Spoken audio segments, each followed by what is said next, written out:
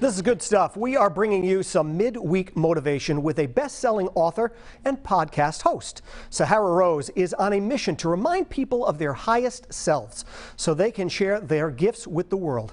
Now, in her most recent book, Discover Your Dharma, Sahara is helping people find their purpose. Ashley Erling had a chance to talk to her about what Dharma is.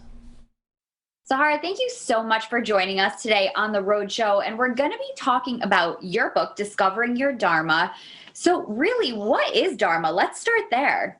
Your Dharma is your soul's purpose. It's the big reason why you are here. So I like to think of it like your mission statement. Your Dharma may be to bring beauty to the world, or connect women back to their bodies, or to help people with their relationships, or to teach children a new way of learning. Now, under that mission statement are the different services. Now, these are the different careers you can have, jobs you can have, roles you can play, projects you can work on, etc. So your Dharma is not just what you do, but it's more how and why you do it, all of the ways that these different services can express.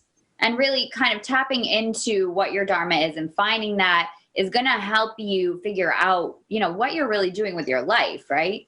Absolutely. It's exactly that. And it gives us guidance on where we can focus our energy. What are the things that are really going to fulfill us and give us meaning? And I know, especially after a year like 2020, so many of us are wondering, what is my purpose? And how can I live both a life of joy and of service? And that's really what Living Your Dharma is all about.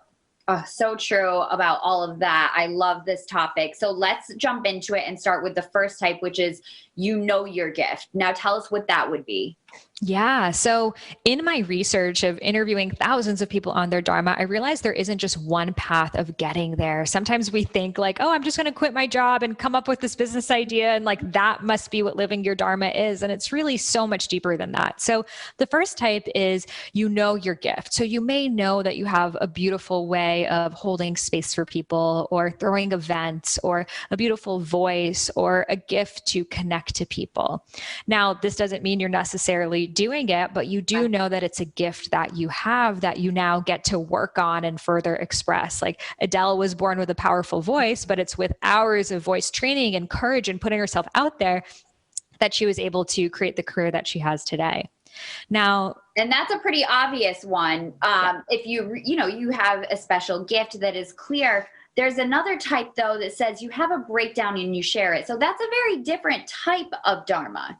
Yeah. So this is often self-help speakers, motivational authors, etc. So when you have that, on your knees moment that everything in your life is shifting, and from that breakdown, you have that breakthrough. So for myself, it was going through different health issues, my body shutting down and going through perimenopause when I was 21 years old, that I needed to learn how to heal my body. And from that journey of self-healing, it's what brought me to Ayurveda and now sharing this book. So you may be going through your breakdown right now. And if you are already able to see the lessons in it that you're learning, that may be your Dharma to share now the breakthrough. I love the way that you're breaking it down for people. It makes it kind of really easy to figure out which one is yours. And the next type is you had a need and are now solving it. So what would that be? So an example of this is, let's say you dealt with really bad social anxiety. It was really hard for you to read people's facial expressions, and, you had a tough time at parties socializing with people. So you may teach yourself, okay, I'm going to make these flashcards and learn how to connect with people better, and then naturally share that on a blog. And then from the blog, it may turn into programs or a course or a book. That was actually a story of someone who I share. So that's an example of, she had this need of needing to learn how to read social cues, and she solved this problem for herself, and other people needed the same thing. So chances are, if you've overcome an obstacle, someone else is looking for that solution as well. And a similar one about finding solutions, the fourth type is people around you needed something and found the solution. Yes. So sometimes we question, well, maybe I haven't gone through something, so what could my purpose be? But let's say you have a family member that's dealing with a disease, and because you care about this family member, you start researching everything that you can about this and holistic remedies and treatments. And even though you firsthand are not experiencing this, you are now passionate about it, and now maybe want to study it or go on and become a doctor or share about this in a deeper way. So sometimes it comes through an obstacle obstacle that someone else has overcome that we have found passion in now solving.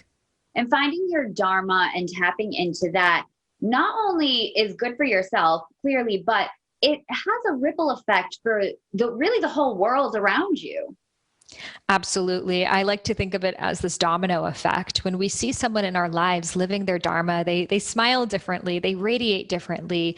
And without them telling us we need to change, it inspires us into action. And truthfully, the only way the world can come into balance is by each of us living our dharmas. So if you love to organize, chances are you are meant to bring your organizational skills out into the world. Or if you love to really talk to people and go deep into their stories, that is part of your dharma. I believe we were all designed to live our dharma, so we don't have to force ourselves to be anyone that we are not, but rather step into who it is we truly are. Oh, it's so true. And hearing you talk about it just makes so much sense. And of course, there's so much more that people can learn about this topic. Your book is out now. Where can people find your book, and where can they find you even on social media?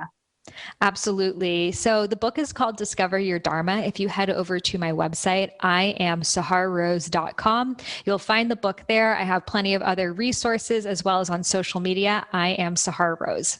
Wonderful. Thank you so much for joining us today and taking the time. I could talk about this forever. So we'll have to get the book and read up more on our own. Thank you for having me. Thank you. And I'll post all the info for this topic on roadshow.com.